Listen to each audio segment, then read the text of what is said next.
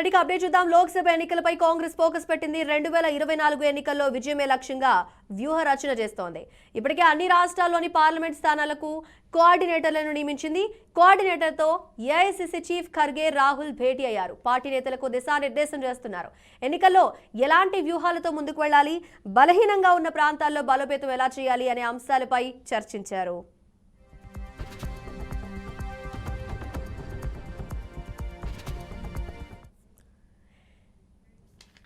ఎన్నికల వ్యూహమే లక్ష్యంగా వరుసగా చర్చలు జరుగుతున్న ఇదే అంశానికి సంబంధించి మరింత సమాచారాన్ని మా ప్రతినిధి అశోక్ రెడ్డి తెలుసుకుందాం. అయితే అశోక్, ప్రస్తుతం చర్చల్లో ఎలాంటి అంశాలు తెరపైకి వచ్చే అవకాశం కనిపిస్తోంది? ఖర్గే రాహుల్ భేటీ దేనికి సంకేతం?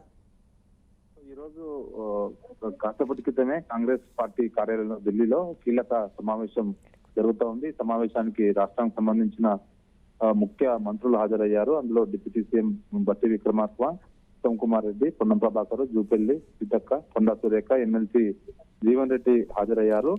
రీసెంట్ గా గత ఆదివారం రోజు దేశవ్యాప్తంగా లోక్సభ స్థానాలకు కోఆర్డినేటర్లు నియమించింది కాంగ్రెస్ అధిష్టానం. అందులో భాగంగా తెలంగాణలో 17 స్థానాలకు గాను 14 స్థానాల్లో కోఆర్డినేటర్లు నియమించింది. మొత్తం ఏదైతే సార్వత్రిక ఎన్నికల కసరత్తులో భాగంగా, సన్నద్ధంలో భాగంగా ఈ రోజు అన్ని రాష్ట్రాల ఏదైతే కోఆర్డినేటర్లతో కాంగ్రెస్ అధిష్టానం సమావేశం అవుతుంది. అందులో భాగంగా సో కాసేపటి క్రితమే తెలంగాణ నాయకులతో సమావేశం. దీని తర్వాత 4:30 ప్రాంతంలో ఆంధ్రప్రదేశ్ సంబంధించిన నాయకులతో కూడా సమావేశం అవుతుంది. సో ఏదైతే లోక్సభ సార్వత్రిక ఎన్నికల్లో కేవలం 2 నెలల సమయం మాత్రమే ఉంది కాబట్టి, సో ఏదైతే 350 స్థానాల్లో గెలిపే లక్ష్యంగా కాంగ్రెస్ పార్టీ ముందుకు వెళ్తా ఉంది. అందులో భాగంగానే తెలంగాణలో కూడా 17 స్థానాల్లో కనీసం ఒక మెజారిటీ 10 స్థానాలకు పైగా గెలవాలని కాంగ్రెస్ పార్టీ సూచిస్తుంది. అందులో భాగంగానే రీసెంట్ గా గెలిచిన మంత్రులను నియమిస్తూ కాంగ్రెస్ పార్టీ నిర్ణయం తీసుకుంది. సో అందులో భాగంగానే ఈ రోజు సమావేశం నిర్వహించింది.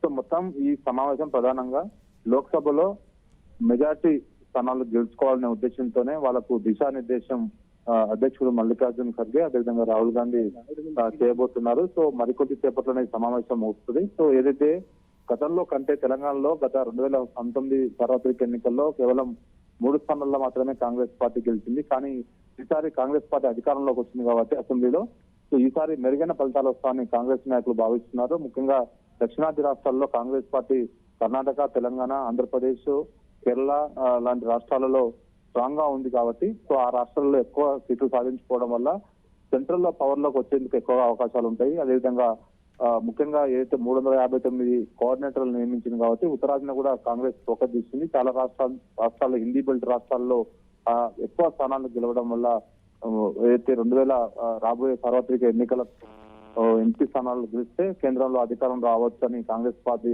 అధిష్టానం నిర్ణయించింది. సో అందులో భాగంగానే అన్ని రాష్ట్రాల కోఆర్డినేటర్లతో సమావేశం నిర్వహించింది. ప్రస్తుతం సమావేశం కొనసాగుతుంది.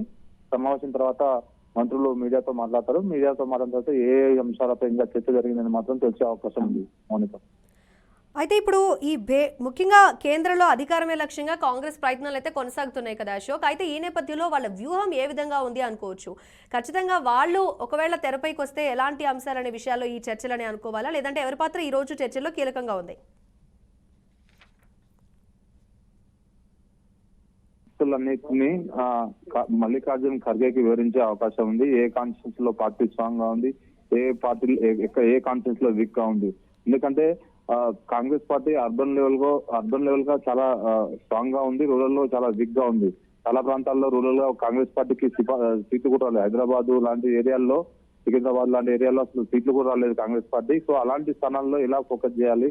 సో అక్కడ ఎంపీ స్థానాలు మల్కాజ్గిరి కానీ, సికింద్రాబాద్, హైదరాబాద్ సిటీల్లో, హైదరాబాద్ ఇవన్నీ అర్బన్ కిందకి వస్తాయి కాబట్టి ఆ స్థానాల్లో ఎలా గెలుపొందాలనే దానిపైన ఈ రోజు సమావేశంలో చర్చ జరిగే అవకాశం ఉంది. ఇంకా రూరల్ విషయానికి వస్తే చాలా నియోజకవర్గాల్లో కాంగ్రెస్ పార్టీ స్ట్రాంగ్ గా మహబూబ్నగర్, నల్గొండ, ఖమ్మము, వరంగల్ లాంటి ఏరియాలో చాలా స్ట్రాంగ్ గా ఉంది. ఆ స్థానాల్లో పోటీ కూడా ఎక్కువ ఉండే అవకాశం ఉంది.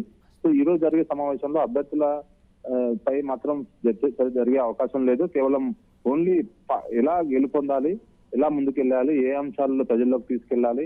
సో ఇంకా ఏదైతే ఇప్పటి వరకు 6 గ్యారంటీల హామీలతో భాగంగా కాంగ్రెస్ పార్టీ అధికారంలోకి వచ్చింది. ఇప్పుడు 2 గ్యారంటీలు మాత్రమే అమల్లోకి వచ్చాయి. ఇంకా అమల్లోకి రావాల్సింది ముఖ్యంగా మహిళలకు సంబంధించిన పెన్షన్, ఏదైతే మహాలక్ష్మి పథకం కానీ, వంట గ్యాస్ కానీ, ఇతర సంబంధించినవి ఉన్నాయి. అవన్నీ అమల్లోకి వస్తే కాంగ్రెస్ పార్టీ మరింత పుంజుకుంటుందని కాంగ్రెస్ నాయకులు భావిస్తున్నారు. సో అందులో భాగంగానే ఈ నెల చివరి ఆఖరు వరకు మొత్తం వీటిని ఈ 6 హామీలను అమలు చేసే విధంగా ముందు కసరత్తు జరిగే అవకాశం ఉంది.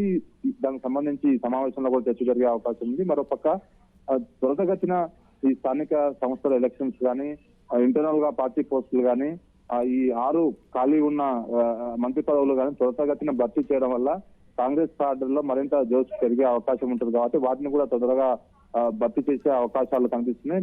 దానికి సంబంధించి కూడా ఈ సమావేశం చర్చ జరిగే అవకాశం ఉంది.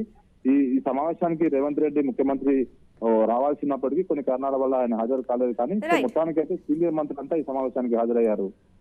Right Ashok, thanks for your clear information.